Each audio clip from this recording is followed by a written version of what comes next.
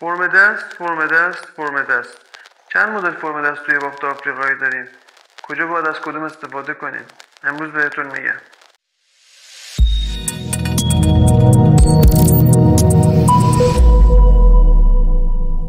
درود عزیزای دلم، پوریا هستم. با یه آموزش بافتمویی دیگه اومدم. امروز میخوام براتون انواع فرم دستا رو توی بافت آفریقایی بذارم که بتونید ازشون استفاده کنید توی کارتون و البته که خیلی کار رو واسه خودتون راحت تر کنید.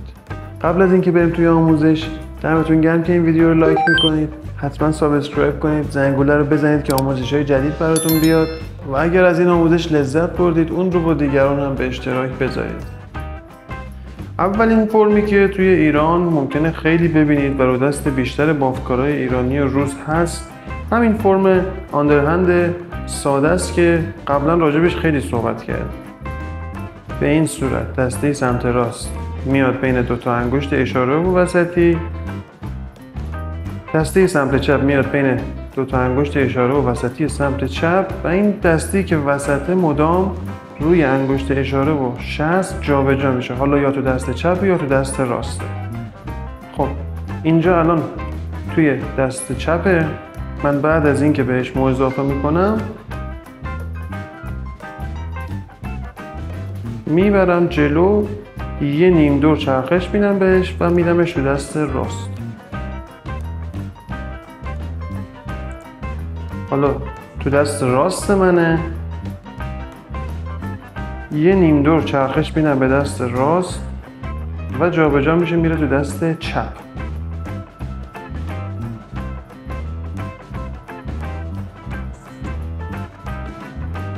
این متداول ترین فرم دستیه که تو دست بافتکارای ایرانی و روس مخصوصا شما خیلی میتونید ببینید. کاربردش کجاست؟ بهترین قسمت هایی که این فرم براتون کار کرد داره تو قسمت های پشت سر رو به پایینه. شما وقتی دارید یک جایی به سمت خودتون، به سمت بدن خودتون یا به سمت رو به پایین دارید بافت میزنید، این فرم دست خیلی کمکتون میکنه. شما واسه اینکه این فرم دست رو خیلی خوب یاد بگیرید و توش ماهر بشید، کافیه که همون بافت ستایی رو با همین فرم دست بدون اینکه مو اضافه کنید مدام بزنید. چپی رو بیارین زیر وسطی، راستی رو بیارین زیر وسطی و سعی کنید که همیشه این انگشت اشارتون رو روی سر حفظش کنید. هر چقدر بتونید اینو روی سر حفظ کنید و گره آخر رو تحت کنترل داشته باشید، توی این فرم دست ماهرتر میشید و بافتتون هم تمیزتر میشه. به این صورت بعد از اینکه توی این حالت روون شدید، راحت شدید، میتونید همین فرم رو تبدیلش کنید به کف سری. فرم دست دیگه‌ای که روی دست بافتکارای آفریقایی و آمریکایی خیلی میبینید، فرمی که کف دست به سمت سره. به این حالت که دسته سمت راستی میاد بین شست و اشاره دست راست و دسته سمت چپی میره توی شست و اشاره دست چپ. دسته وسطی مدام بین اشاره و انگشت وسطی دست راست و اشاره و انگشت وسطی دست چپ جابجا میشه. خب من شروع میکنم یک گره بافت میزنم.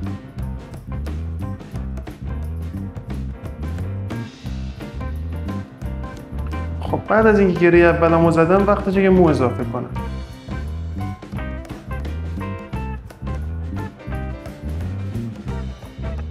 مو رو که به دسته وسطی اضافه کردم، دوباره دسته سمت چپیم رو بر میدارم تو همون فرم و یه چرخش میدم به دست راستم و دسته سمت راستی رو میارم وسط و به همین فرم بافتم و تا انتها ادامه میدم.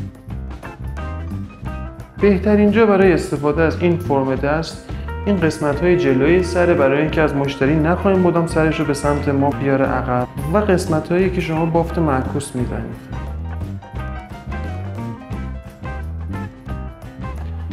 توی این فرم دست برای اینکه بافتتون کامل به کف سر بچسبه باید از این انگشت وسطی استفاده کنید. زمانی که میخواین دسته رو جابجا کنید انگشت وسطیتون باید کامل روی سر چسبیده باشه.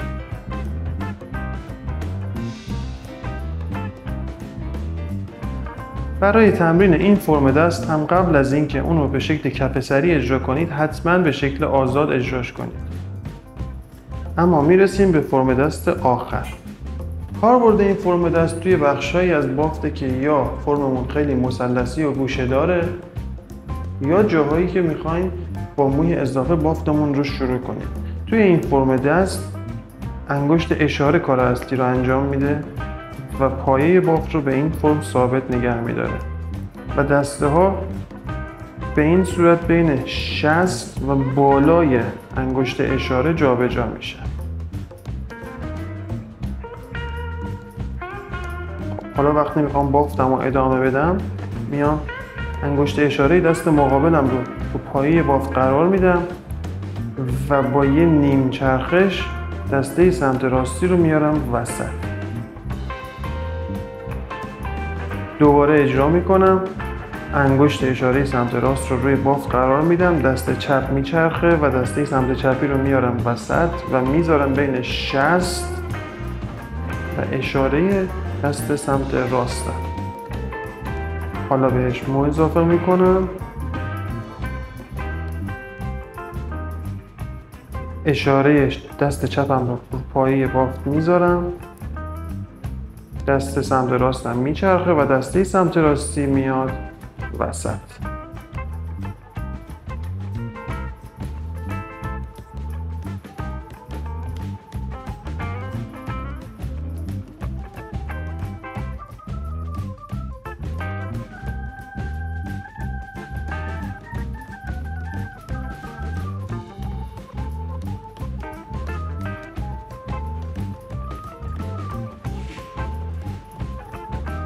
خب امیدوارم که آموزش امروز حسابی براتون مفید بوده باشه.